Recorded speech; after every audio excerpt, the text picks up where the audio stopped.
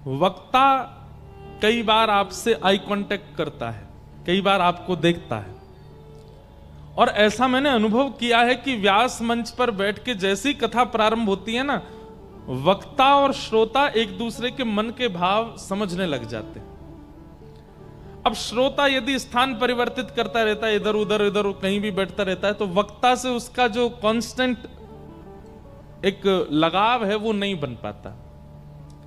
इसलिए स्थान एक ही रखिए। कई बार आप बेमन से कथा सुन रहे हो, लेकिन स्थान एक ही चुना 7 दिन तक, तो भी कथा बहुत हद तक आपके चित्त में चली जाएगी। इसलिए स्थान मत छोड़िएगा। आसन का, स्थान का बहुत महत्व है। आज चुन लीजिए, और हो सके तो बगल वालों को बोल दो कल मैं यहीं बैठूंगा। और कोई बुराई नहीं इसमें। अपना आसन संग लाइए, उस पर बैठिए। हाँ बस ठीक है, हो गई बात, सुनो अब कथा। दूसरा नियम। तीसरा नियम, जिज्ञासाओं के बगैर कथा मत सुनिएगा। वो बात अलग है कि आप पूर्व में इतने रसिक जनों की, संत जनों की कथाएं सुन चुके हैं कि अब आपके चित्त में कोई जिज्ञासा नहीं है, तो बहुत अच्छी बात है। मन में कोई अभिलाषा नहीं है, कोई प्रश्न नहीं है, कोई जिज्ञासा नहीं है, तो बहुत अच्छी बात है। लेकिन अगर है तो उसको धारण करके कथा श्रवण कीजिए। जिज्ञासा कोई संसारी नहीं होनी चाहिए। जिज्ञासा भगवत संबंधी, शास्त्र संबंधी, धर्म संबंधी और जीवन संबंधी होनी चाहिए, कल्याण संबंधी होनी चाहिए। जिज्ञासा धारण करके कथा सुनिए, और 2 दिन तक प्रतीक्षा कीजिए। यदि जिज्ञासा का समाधान अपने आप मंच से हो जाए तो अच्छी बात। यदि मंच से आपकी जिज्ञासा का समाधान ना हो तो 2 दिन बाद कहीं लिख करके मंच पर भिजवाइए। आपके जो प्रश्न हैं, जो जिज्ञासा है, आने से पूर्व यहां दीजिए, हम आके पढ़ लेंगे। अगर गुरु कृपा से उत्तर आता होगा तो आपको देंगे, नहीं तो अपने गुरुजनों से पूछ करके आपको उत्तर देंगे। जिज्ञासा धारण कीजिए। हमारे शास्त्र आज्ञा करते हैं कि ज्ञान जिज्ञासा के पात्र में ही टिकेगा।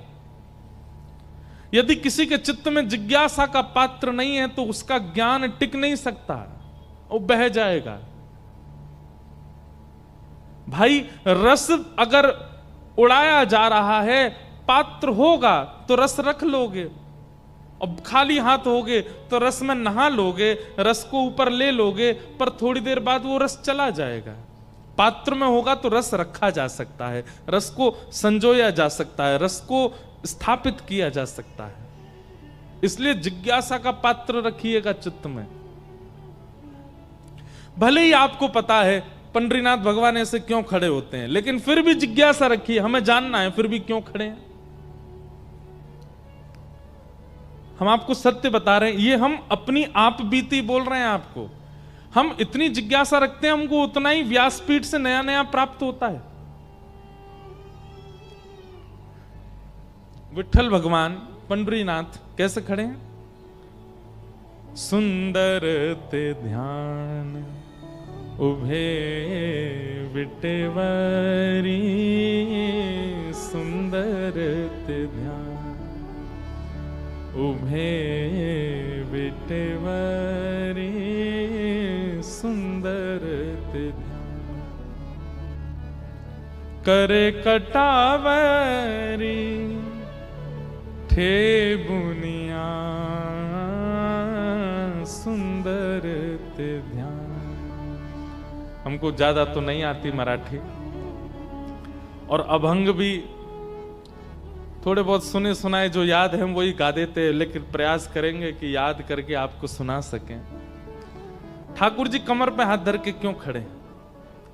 अब इसका सीधा अर्थ जो सबको पता है वो ये है कि पुंडलीक को दर्शन देने के लिए भगवान गए, और पुंडलीक माता पिता की सेवा में इतना व्यस्त था कि पुंडलीक ने ठाकुर जी को एक आसन के रूप में ईंट वीट ठाकुर जी की ओर प्रस्तावित की। ठाकुर जी उस पर प्रतीक्षात्मक रूप से खड़े हो गए, प्रतीक्षा कर रहे हैं। पुंडलीक की जब सेवा पूरी हो जाएगी तो मेरा दर्शन करने आएगा, तो जैसे कोई प्रतीक्षा मतलब इंतजार करने वाला ऐसे खड़ा रहता है ना, ऐसे ठाकुर जी इंतजार कर रहे हैं। आज लाखों की तादाद में वैष्णव पंढरपुर के दर्शन करने जाते हैं। उन लाखों में कोई एक पुंडलीक जैसा है, उसी के लिए ठाकुर जी ऐसे खड़े हैं, उससे मिलने के लिए। पूरी दुनिया ठाकुर जी के दर्शन की प्रतीक्षा करती है, पर एकमात्र पूरे भारत में, महाराष्ट्र में पंढरपुर ऐसा है जहां पर भक्त की प्रतीक्षा ठाकुर जी कर रहे हैं। आप लंबी लाइन में लग के जब पंढरीनाथ भगवान के सामने जाते हो तो पहली दृष्टि पड़ते ही मन में भाव आता है, ठाकुर जी मानो यूं कह रहे हो, अरे भैया कहां ते आ रहे हो, कितने दिनों बाद आए हो, देख मैं तेरी कितनी प्रतीक्षा कर रहा हूं, कब तक खड़ा हूं यहां पे, तू आ जाए हो मेरे पास। ठाकुर जी प्रतीक्षा कर रहे हैं हमारी, इसलिए ठाकुर जी ऐसे खड़े हैं। एक भाव, ये सार्वजनिक भाव है, सबको पता है, लेकिन ठाकुर जी का यहां हाथ रख के खड़ा होना, इसके प्रति जब मैंने जिज्ञासा रखी तो इसके पीछे अनेक भाव प्रकट हुए। ध्यान से सुनना। ठाकुर जी ऐसे क्यों खड़े हैं? और एकमात्र पंढरपुर ऐसा स्थान है जहां पर प्रत्येक भक्त ठाकुर जी के चरणों से लिपट करके, स्पर्श करके प्रणाम कर सकता है। ठाकुर जी मानो ऐसा कह रहे हो, तू एक बार चरणन में प्रणाम कर और तेरे ऊपर जितने संकट हैं, जितनी आपत्ति हैं, जितनी विपत्ति हैं, जितने काम क्रोध लोभ मोह जितने हैं तेरे जीवन में, सबको कह देना मेरे पंढरीनाथ खड़े हैं। मानो रक्षात्मक भाव से ठाकुर जी ऐसे खड़े, जैसे दो बच्चों में लड़ाई हो गई। अब एक बच्चे ने दूसरे को थोड़ा पीट दिया, तो जो पिट गया वो दौड़ा दौड़ा अपनी मां के पास गया, मां मुझे उसने मारा। तो उसकी मां बाहर निकल के आती है, तो वो कैसे आती है? ऐसे ही आती है, रुक जा मैं बताती हूं तुझे, तैने इसको हाथ कैसे लगाया, तू जानता नहीं है ये मेरा बेटा है। तो ये रक्षात्मक भाव है। मानो श्री पंढरीनाथ भगवान के चरणों में एक बार जो वंदन करता है, ठाकुर जी उस वंदन कर्ता को पीछे खड़ा करते हैं और उससे कहते हैं तेरे जीवन के जितने संकट हैं आने दे सबको, मैं खड़ा हूं आगे, तू सुरक्षित रहे, तू आनंद कर। तो एक बार पंढरीनाथ जी को प्रणाम करने के बाद विश्वास चित्त में धारण कर लीजिएगा कि श्री विठ्ठल है ना साथ में, वो खड़े हैं आगे, सारे आर्तों को, सारे कष्टों को, सारी पीड़ाओं को नष्ट करने के लिए वो खड़े हैं ना आगे। दूसरा भाव। तीसरा भाव, ठाकुर जी कटी पर हाथ धर के क्यों खड़े? मानो ठाकुर जी हम सबको आज्ञा दे रहे हैं कि भाई मानस जी में, वाल्मीकि रामायण में, भागवत जी में, महाभारत में, वेदों में, पुराणों में, सब जगह क्या लिखा है कि भवसागर इतना गहरा है, इतना गहरा है कि पूरे विश्व के मानव उसमें डूब जाएंगे। ये संसार रूपी सागर इतना गहरा है कि इससे निकल पाना, इसमें तैरना, इससे बाहर आ पाना बहुत मुश्किल है। लेकिन ठाकुर जी मानो हम सबको ये आज्ञा दे रहे हैं, तो एक बार चरणों में प्रणाम कर, एक बार मेरा हो जा, तेरे लिए भवसागर इतना ही है, बस कमर कमर तक पानी है, इससे ज्यादा नहीं है। संसार इसमें डूब रहा होगा, पर मेरे आश्रित जो हैं, मेरे को जो भजते हैं, मेरे बताए गए मार्ग पर जो चलते हैं, उनके लिए भवसागर इतना ही है, इससे ज्यादा नहीं है। कितना सुंदर भाव है ये भाव। हमारे श्री ज्ञानेश्वर माउली, उन्होंने ये भाव कहा है ठाकुर जी के ऐसे खड़े होने का, कि मानो ठाकुर जी सबको संकेत कर रहे हैं कि जो कृष्ण पथ पर, भक्ति पथ पर, भजन पथ पर चल पड़ा है, उसके लिए भवसागर इतना ही है, इससे ज्यादा गहरा नहीं है। कमर कमर तक जहां जल होता है ना, वहां आप पूरी नदी पार कर लेते हो, आपको भय नहीं लगता। तो ठाकुर जी आप सबको संकेत कर रहे हैं, तुम्हारे लिए केवल इतना ही है, इससे ज्यादा नहीं। और पंढरपुर आप दर्शन करने जाओगे तो वहां पे विठ्ठल भगवान भी ऐसे ही खड़े हैं, रुक्मणी जी भी ऐसी खड़ी हैं, वहां जिसके दर्शन कर लो सब ऐसे ही खड़े हैं। हम दर्शन करने गए तो पीछे श्री हमारी किशोरी जी भी खड़ी हैं, वहां श्री राधा रानी का भी मंदिर है, वो भी ऐसे ही खड़ी हैं।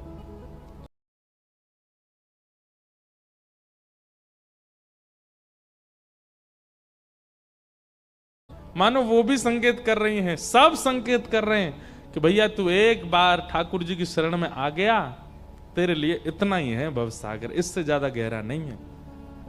तू निश्चिंत होकर के अपने जीवन का यापन कर, तू डूबेगा नहीं। इसलिए ठाकुर जी ऐसे खड़े।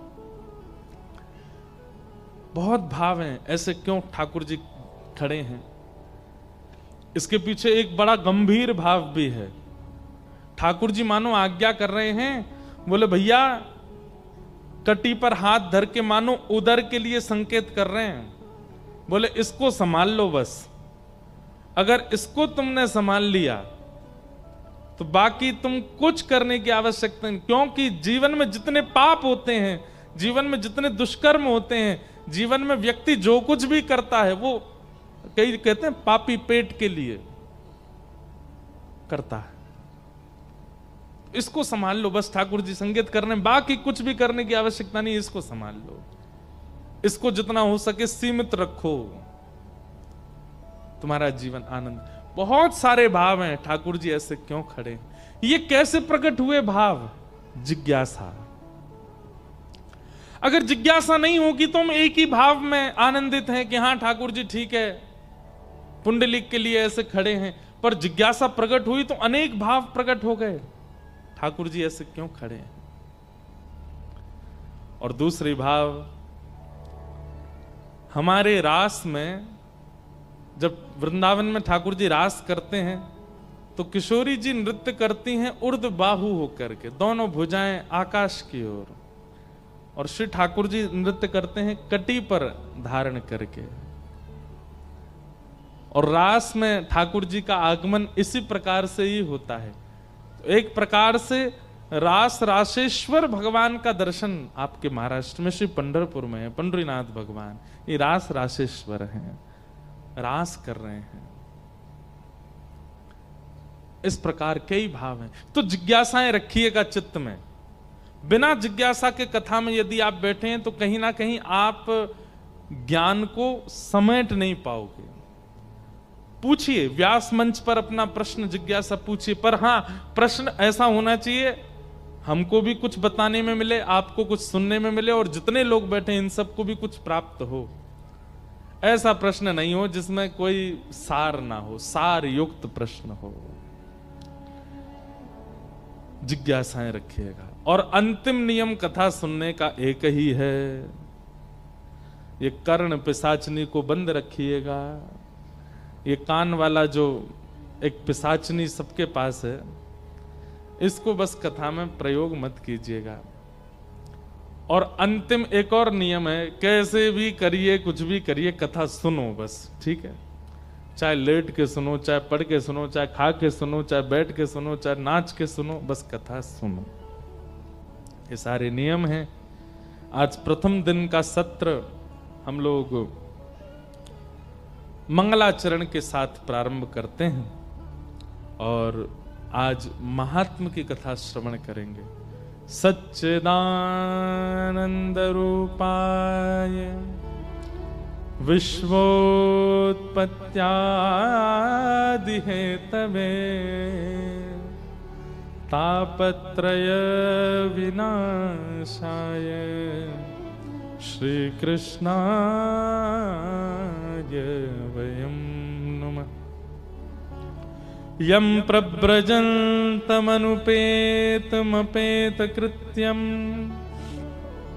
द्वैपायनो विरह कातरया जुहाव पुत्रेति तन्मयतया तरवोभिनेदु तं सर्वभूत हृदयं मुनिमानतोऽस्मि। सच्चिदानंद रूपाय, भगवान के 3 रूप बताए गए हैं, सत्य, चैतन्य और आनंद।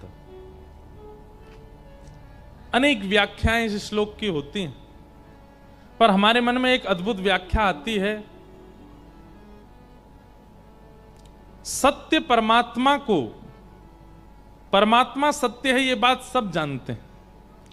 सत्य परमात्मा को जिस दिन आपने चैतन्य मान लिया, उसी दिन से आपके जीवन में आनंद का प्रारंभ हो जाएगा। सच्चिदानंद रूपाय, बहुत ध्यान से सुनिएगा। सत्य परमात्मा को जिस दिन आपने चैतन्य मान लिया, चैतन्य मतलब अभी हमारे मन में कहीं ना कहीं भ्रांति आती है कि ठाकुर जी जड़ हैं। जैसे ये स्टैंड है जिस पर माइक है, ये क्या है? ये जड़ है। इसको फेंक दो, इसको पटक दो, इसको गर्मी में फेंक दो, इसको ठंड में डाल दो, इस पर कोई असर नहीं पड़ेगा। क्यों? ये जड़ है। लेकिन ठाकुर जी को जड़ ना मान करके चैतन्य, और मानना ना मानना वाली बात नहीं, वो जड़ है ही नहीं, वो साक्षात चैतन्य है। लेकिन कहीं ना कहीं हमारे मन में उनके प्रति जड़त्व की भावना होती है, जिसके कारण ठाकुर जी की सेवा, ठाकुर जी की कथा, ठाकुर जी की भक्ति हमको आनंद नहीं दे पाती। हमारा उनके प्रति कैसा भाव होता है कि ये जो जड़ हैं, ये तो मूर्ति हैं, ये तो पाषाण हैं, ये तो अष्ट धातु हैं, ये तो प्लास्टिक के हैं, ये तो ऐसे हैं, ये तो वैसे हैं। और यही जड़ भाव ठाकुर जी के प्रति हमारे चित्त में आनंद को प्रकट नहीं कर पाता। आप कथाएं सुनते हैं, आप धाम दर्शन करते हैं, तीर्थ दर्शन करते हैं, पर फिर भी आनंद चित्त में क्यों नहीं है? क्योंकि आपने ठाकुर जी को चैतन्य नहीं माना। ठाकुर जी को चैतन्य माना।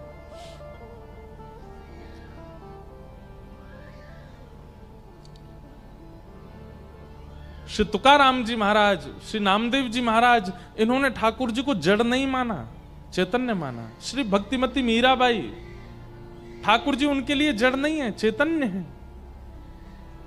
सब लोग इधर देखो, इधर देखो, यहां देखो, कथा सुनो।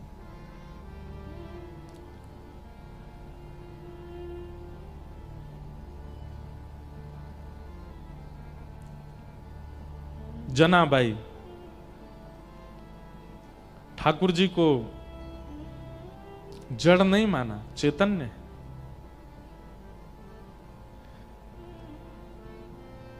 ये भावना ही चैतन्य की आनंद प्रदान करती है। हमारे मन में कहीं ना कहीं ये भाव रहता है कि ठाकुर जी जड़ हैं, इसलिए आनंद का अनुभव नहीं हो पाता।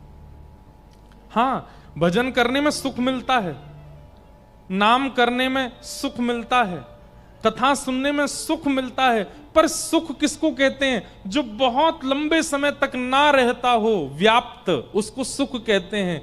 और जो अनंत काल तक, अंतिम श्वास तक रहता है, उसे कहते हैं आनंद। आनंद तभी मिलेगा जब ठाकुर जी के प्रति चैतन्य भावना। अब जैसे भगवान नाम आप लोग लिखते हो, हरे कृष्ण कृष्ण कृष्ण हरे हरे, हरे राम राम राम। अब ये नाम आपका इसके प्रति शब्द बुद्धि है, इसके प्रति नाम बुद्धि है, इसके प्रति अक्षर बुद्धि है, इसलिए ये नाम आपको सुख नहीं देता। लेकिन एक एक शब्द के प्रति यदि चैतन्य बुद्धि हो जाए, तो जब आप महामंत्र उच्चारण करेंगे, आपका रोम रोम पुलकित हो जाएगा। ठाकुर जी के प्रति, ठाकुर जी के नाम के प्रति, ठाकुर जी की सेवा के प्रति, ठाकुर जी की कथा के प्रति जड़ बुद्धि मत रखिए। बहुत सुंदर बात है, ध्यान से सुनिएगा। कथा के प्रति शब्द बुद्धि नहीं। भुसावल में अमुक स्थान पर कथा हो रही है, व्यास जी वृंदावन से आए, कथा सुना रहे हैं, हम सुनने के लिए जा रहे हैं, प्रसाद पा करके आएंगे। शब्द बुद्धि नहीं, मन में यह धारण करके आइए कि आप भुसावल में एक सूक्ष्म वृंदावन प्रकट हुआ है, वहां जा रहे हैं, और वहां जाकर के व्यास जी जो बोल रहे हैं वो शब्द नहीं है, वो साक्षात कृष्ण हैं, और वो कृष्ण ही हमारे कर्ण रंध्र से भीतर प्रवेश कर रहे हैं। ये भावना जैसे ही आप धारण करके कथा में बैठेंगे, नेत्र खुल नहीं पाएंगे आपके, अविरल अश्रुधार गिरने लगेगी, रोम रोम पुलकित हो जाएगा। कथा के प्रति शब्द बुद्धि नहीं, नाम के प्रति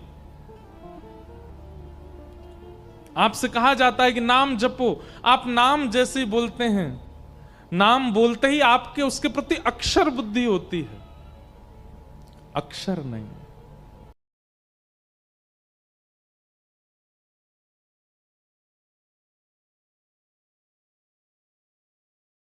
चैतन्य।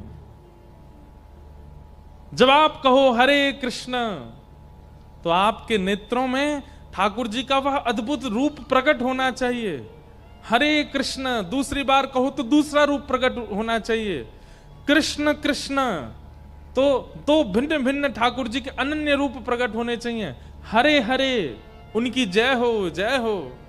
फिर हरे राम राम राम हरे हरे। जितनी बार ठाकुर जी का नाम उच्चारण करें उतनी बार एक छवि प्रकट होती है चित्त में, तो आपका नाम जपना सार्थक है।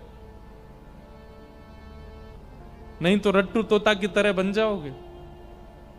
ठीक है, हमारे मानस जी में कहते हैं, भाव कुभाव अनख आलसहु, नाम जपत मंगल दिश दसहु। आप कुभाव से भी नाम जपोगे तो नाम कल्याण तो करेगा, पर इतना समय नाम जप में व्यतीत कर रहे हो तो फिर उस नाम को विधि से जपिए। जब नाम उच्चारित हो तब चित्त में छवि आनी चाहिए।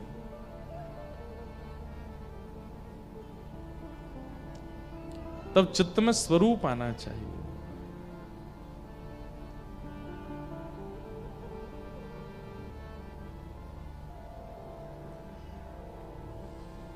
चैतन्य बुद्धि ठाकुर जी के प्रति, जड़ बुद्धि नहीं।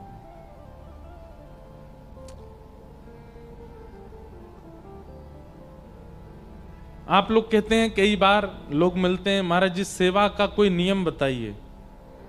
हम ये कहते हैं, ठाकुर जी को जिस दिन आप चैतन्य मान लेंगे उस दिन आपको किसी से पूछने की आवश्यकता नहीं है कि सेवा का नियम क्या है। चैतन्य स्वरूप ठाकुर जी का अपने आप सेवा कराएगा आपसे। वह व्यवहार, वह स्वभाव ठाकुर जी के प्रति जो आपका बन गया, वो अपने आप आपसे सेवा निवृत्त आपको सेवा में पहुंचाता रहेगा। वैष्णवों के प्रति मानव बुद्धि नहीं, वक्ता के प्रति मानव बुद्धि नहीं, गुरु के प्रति मानव बुद्धि नहीं, उनके प्रति हरिजन बुद्धि। ये ठाकुर जी के जन हैं, ये ठाकुर जी ही हैं, ऐसी भावना चित्त में आ जाए।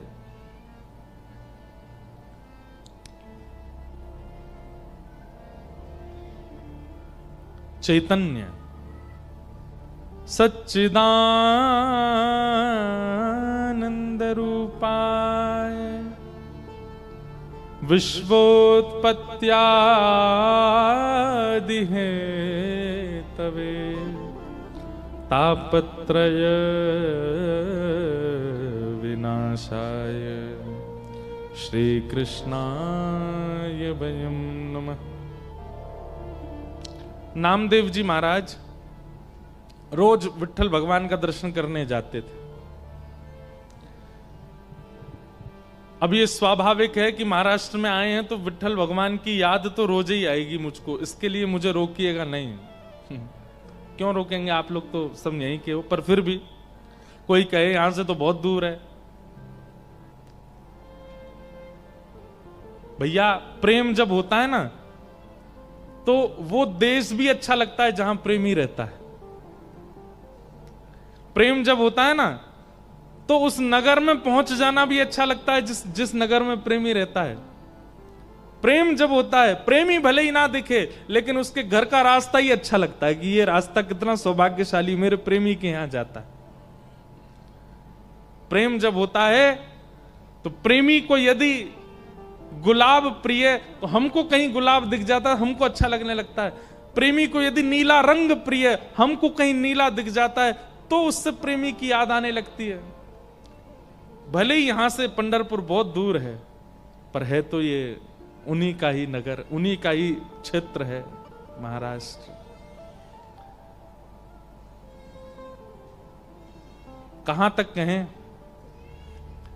जब प्रेम होता है तो वायु के प्रति भी ऐसी भावना होने लगती है कि निश्चित ही ये वायु उसका स्पर्श करके आई होगी और मैं इसको ग्रहण कर रहा हूं। महाराष्ट्र में आए हैं तो पंढरीनाथ भगवान का सहज स्मरण होना स्वाभाविक है। हमारे श्री भाई जी बोलते हैं, चलवा पिया के देश, चलवा पिया के देश, सजनी चलवा पिया के देश, ओ सजनी चलवा पिया के देश, ओ सजनी चलवा पिया के देश, ओ सजनी चलवा पिया के देश। ये देश महाराष्ट्र पंढरीनाथ जी का है। यहाँ उनका सहज स्मरण होना स्वाभाविक है। ऐसा लगता है यहाँ बहने वाली वायु उन्हीं को छू करके आई है, इसलिए उनका स्मरण कराती है। जहाँ नहीं मोह ममता की रजनी, जहाँ नहीं मोह ममता की रजनी, जहाँ ना बिछो है कलेश, जहाँ ना बिछो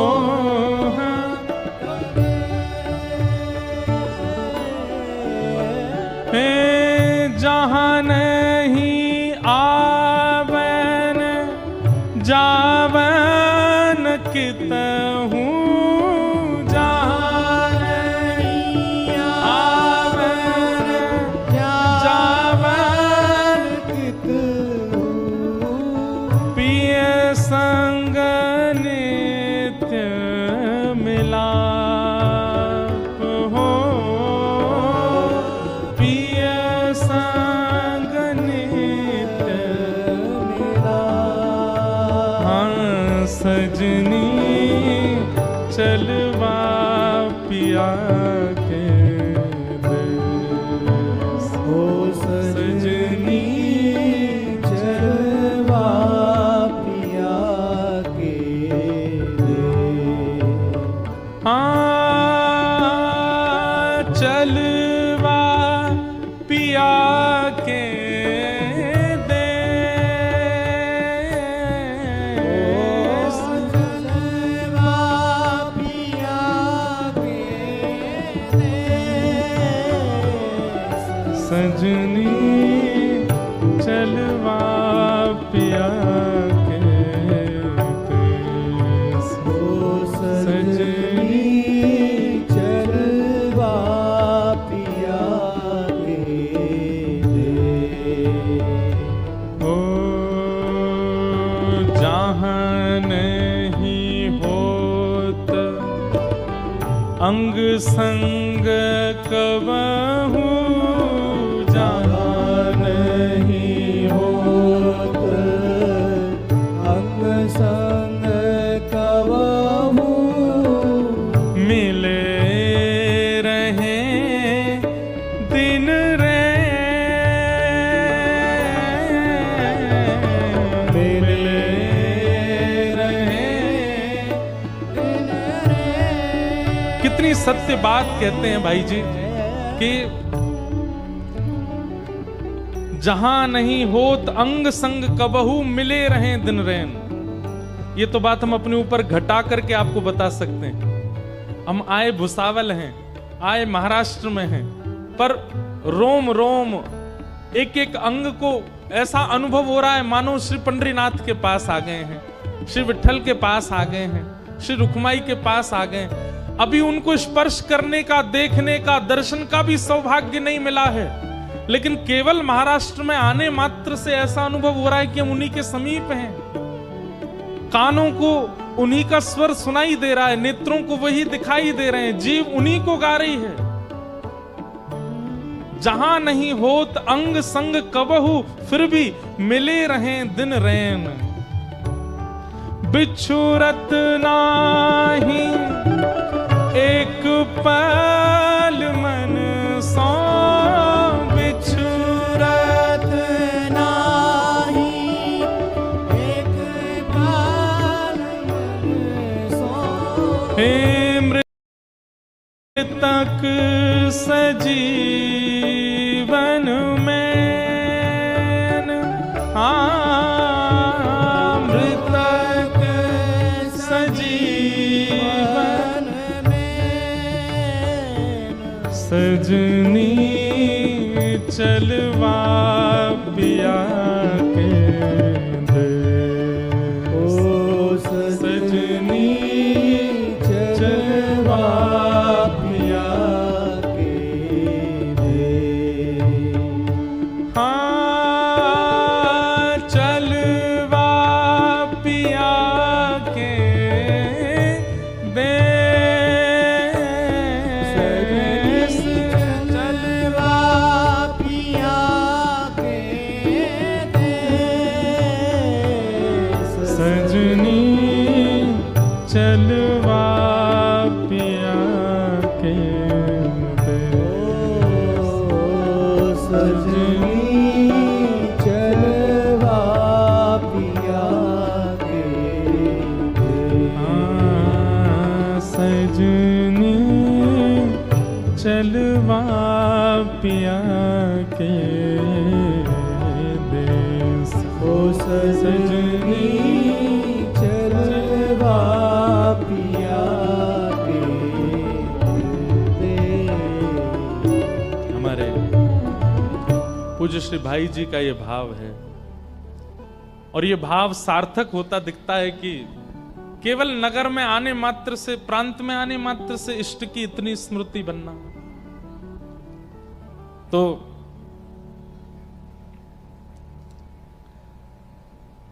श्री नामदेव जी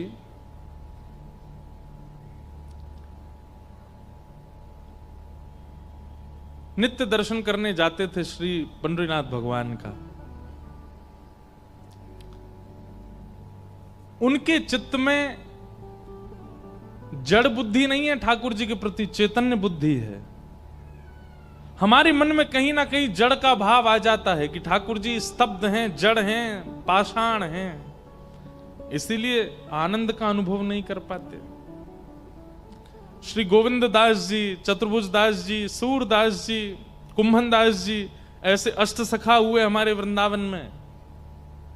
उनकी भी ठाकुर जी के प्रति जड़ बुद्धि नहीं है, चैतन्य बुद्धि है। और गीता में भगवान कहते हैं कि ये यथामाम प्रपद्यन्ते ताम तथैव भजाम में हम। जो मेरी जैसी आराधना करता है मैं उसको वैसे ही मिलता हूं। अगर आप ठाकुर जी को जड़ मानते हो तो ठाकुर जी भी आपको जड़ ही मानते हैं। फिर आपके जीवन में आपत्ति आती है, आप कहते हो हे पंडरीनाथ मेरी रक्षा करो, ठाकुर जी बोलते हैं तुम तो जड़ हो, जड़ को तो पीड़ा होती नहीं। आप कहोगे हम जड़ कहां, हम तो चैतन्य। बोले तुमने मुझे चैतन्य कब माना जो मैं तुम्हें चैतन्य मानूं? तुम भी तो मुझे जड़ ही मानते हो। हैं, सुबह सुबह 4 बजे ठंडी के महीना में ठंडे जल से नवा देते हो। विचार करते हो एक बार भी? आपको लगता है कि ठाकुर जी तो जड़ हैं, नवा दो। तैयार करके चले जाते हो, एक बार भी विचार करते हो कि ठाकुर जी कमर पर थोड़ी ना मसनद लगा दें, अगर सहज होना होगा ठाकुर जी को ऐसे बैठ जाएंगे, थोड़े लेट जाएंगे? नहीं, तैयार करके खड़े कर दिए ठाकुर जी, पीछे कोई गदी भी नहीं लगा ठाकुर जी के, पूरे दिन खड़े रहते हैं बेचारे। रात में सुवाने से पहले सीधे ठाकुर जी को तकिया पर पड़ा दिए। ऐसे चुभने वाले वस्त्र भी हल्के नहीं करते, रात के सहज करते। क्यों? हमारे मन में भावना ऐसी, ठाकुर जी जड़ हैं, चैतन्य नहीं है।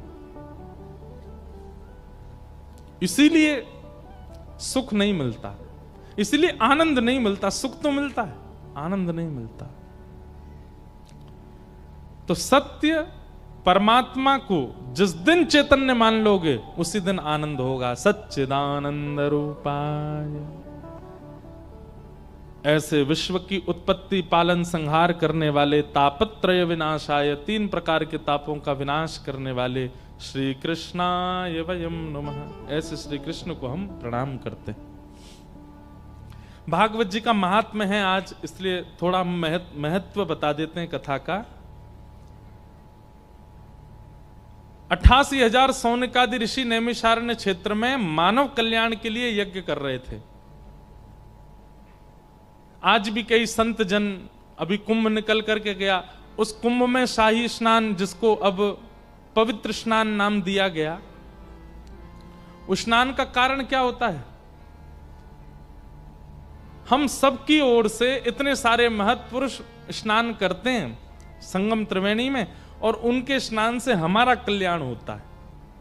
संत जनों ने सदैव अपने कल्याण के लिए वो कुछ नहीं करते, उनका तो घर नहीं, परिवार नहीं, बच्चे नहीं, वो किसके कल्याण के लिए करते हैं? हम सबके लिए। तो ऐसे ही नैमिषारण्य क्षेत्र में 88,000 सौनकादि ऋषियों ने एक यज्ञ प्रारंभ किया कलयुग के मानवों के कल्याण के लिए। लेकिन उस यज्ञ से मानव कल्याण हो नहीं रहा था। तभी वहां पर सूत जी का आगमन हुआ, और सूत जी ने कहा, भैया यज्ञ से कल्याण सतयुग में होता था, त्रेता में भी होता था, द्वापर में भी होता था, पर कलयुग में यज्ञ से कल्याण तब होगा जब यज्ञ को ही वचन के रूप में सुनाया जाए। यहां श्रोता बैठकर के सुने और वक्ता बैठकर के केवल सुनावे, ज्ञान यज्ञ यदि किया जाए तो मानव कल्याण होगा। व्यक्ति से आप कह दो कि बा बैठ जाओ हवन कुंड के पास में जाकर के स्वाहा करो, प्रैक्टिकली तो वो कर देगा, लेकिन उसको थियोरिटिकली नहीं पता कि वो कर क्या रहा है, उसका कारण क्या है। थ्योरी पता होना बहुत जरूरी है। इसलिए कलयुग में कल्याण का साधन सब कुछ है, पर उससे पहले कथा है। यदि आप कथा बिना सुने यज्ञ में जाते हैं, बिना कथा सुने तीर्थ जाते हैं, बिना कथा सुने कुंभ जाते हैं, बिना कथा सुने कुछ भी क्रिया करते हैं पुण्य की, आपको लाभ उतना नहीं मिलेगा। क्यों? क्योंकि आप उस विषय को समझ ही नहीं पाए, सीधे वहां पहुंच गए।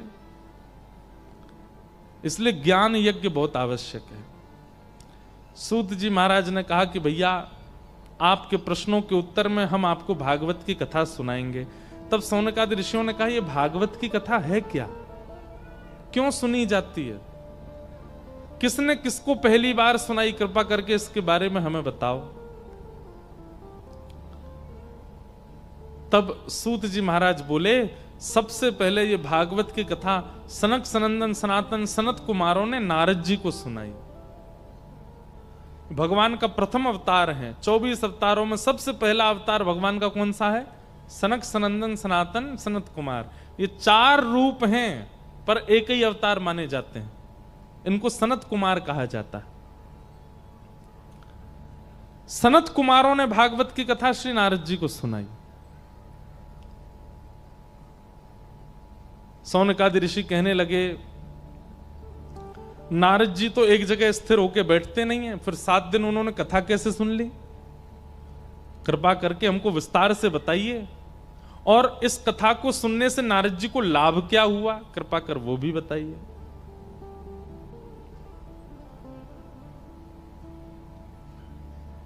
एक प्रकार से एक बात कह दें, अन्यथा मत लीजिएगा। हम कलयुगी लोग ऐसे हैं कि बिना लाभ जाने हम कुछ भी करते नहीं।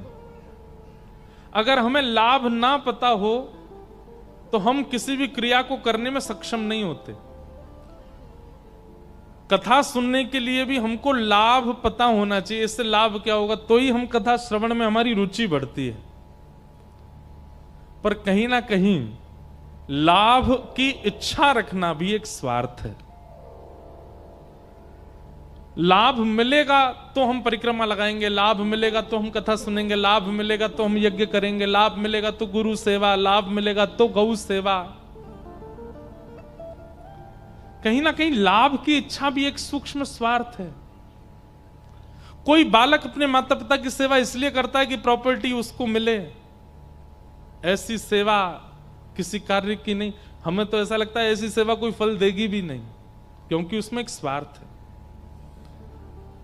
कोई कन्या केवल इसलिए विवाह करती है कि उसके पति जो हैं वो बहुत धनवान हैं, उनके संग रहने से उसकी सारी इच्छाएं पूरी हो जाएंगी, बुरा नहीं मानिएगा, ऐसा विवाह भी सार्थक नहीं है।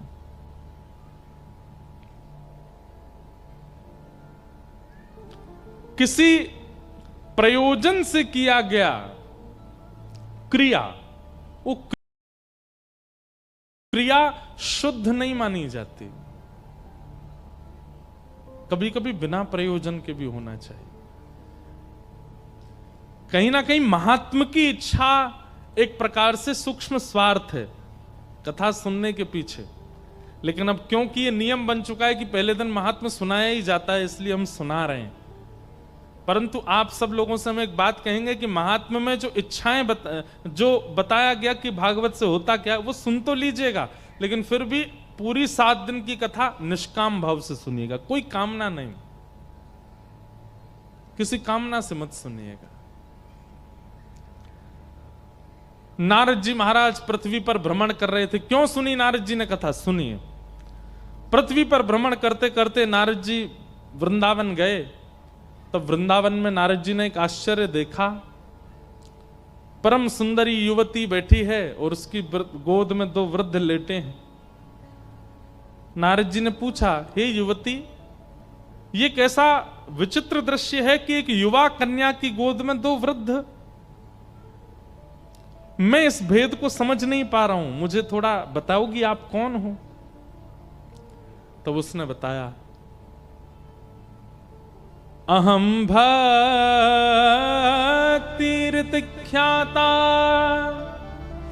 इमो में तनयो मतौ ज्ञान वैराग्य नामानो कालयोगेन जरो। मैं भक्ति सुनते ही नारद जी तो दंडवत हो गए। जय हो जय हो, आपकी आराधना तो मैं दिन रात करता हूं, आपके आश्रय में तो मैं दिन रात रहता हूं, पूरे दिन भक्ति करता रहता हूं। मैं जन्म से लेकर के मेरा तो जीवन का उद्देश्य ही आप हो, आपके दर्शन हो गए। मां, आप भक्ति महारानी हैं, ये 2 वृद्ध कौन है आपकी गोद में? इमो में तनयो मतौ, ये मेरे बालक हैं। इसका नाम ज्ञान है, उसका नाम वैराग्य है। भक्ति के 2 पुत्रों का नाम क्या है? ज्ञान और वैराग्य। कलयुग में लोगों के चित्त में मैं तो हूं, भक्ति तो है, इसलिए मैं युवा हूं, लेकिन मेरे दोनों पुत्र कलयुग के जीव स्वीकार नहीं करते, इसलिए दोनों वृद्ध हो गए हैं। एक बात याद रखिएगा बंधुओं, भक्ति अगर बहुत सरल स्वभाव वाली आपके चित्त में है तो केवल भक्ति से आपका कल्याण हो जाएगा। समझिएगा, लिखने वाली बात बोल रहे हैं हम। मन में चतुराई नहीं है, मन में छल नहीं है, मन में कपट नहीं है, मन में ईर्ष्या नहीं है, द्वेष नहीं है, राग नहीं है, काम नहीं है, क्रोध नहीं है, तो अकेली भक्ति ही आपको भगवत प्राप्ति करा देगी। आप अत्यंत सरल हो, सहज हो, और हमारी ब्रज की भाषा में कहें तो भोंदू हो, तो अकेली भक्ति आपका कल्याण कर देगी। लेकिन तनिक चतुराई यदि चित्त में है, तनिक काम यदि चित्त में है, तनिक लोभ यदि चित्त में है, तनिक ईर्ष्या यदि चित्त में है, तो ज्ञान और वैराग्य का संग आपको करना पड़ेगा, तब भक्ति कल्याण करेगी, नहीं तो नहीं। और एक बात हम स्पष्ट रूप से कह सकते हैं, मंच पर बैठे मुझसे लेकर के और पीछे खड़े भैया तक, पीछे काय को देख रहे हो, इधर देखो, हम एक बात बता रहे हैं, मुझसे लेके उन तक एक भी व्यक्ति यहां ऐसा नहीं है जो बहुत सीधा हो। बहुत सरल है, बहुत सहज है, बहुत भोंदू है। हम सब चतुर हैं। हम सबके चित्त में सूक्ष्म छल है, कपट है, काम है, ईर्ष्या है, द्वेष है, अभिनिवेश है, ममता है। हम आप सबका कल्याण अकेली भक्ति से नहीं हो पाए। हमें ज्ञान की भी आवश्यकता है और हमें वैराग्य की भी आवश्यकता है।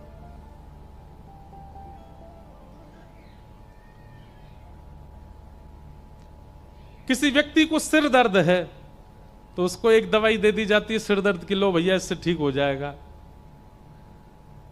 लेकिन उसको यदि गंभीर माइग्रेन की बीमारी है, उसकी नस में कोई सर्वाइकल की दिक्कत है, आदि, तो सामान्य सिर दर्द से दवाई से काम चलेगा नहीं। उसको फिर 4-5 दवाइयां देनी पड़ेंगी, उसको कुछ काढ़ा भी बना के देना पड़ेगा, उसको और भी बहुत सारी चीज, तब जाके उसका दर्द ठीक होगा।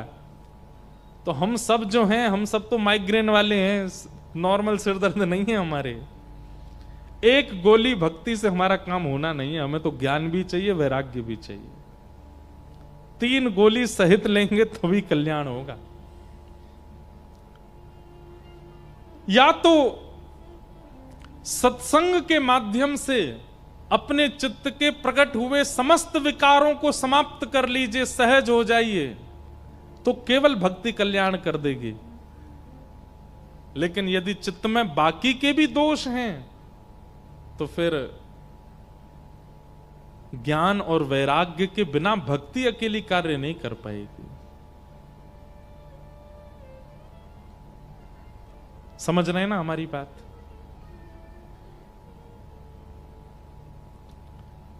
निर्मल मन जन सो मोहि पावा, मोह कपट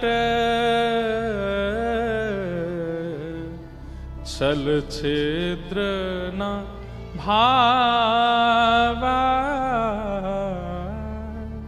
मोह कपट छल छिद्र न भावा, ठाकुर जी कहते हैं निर्मल मन जन सो मोहि पावा। निर्मल स्वभाव यदि आपका है तो केवल भक्ति आपका कल्याण कर देगी। लेकिन मन में छल है, मन में कपट है, तो अकेली भक्ति से कल्याण नहीं। ज्ञान की आवश्यकता है, वैराग्य की आवश्यकता है। हमारे श्री पंढरपुर में एक भक्त हुए, उनका नाम था दामाजी पंत।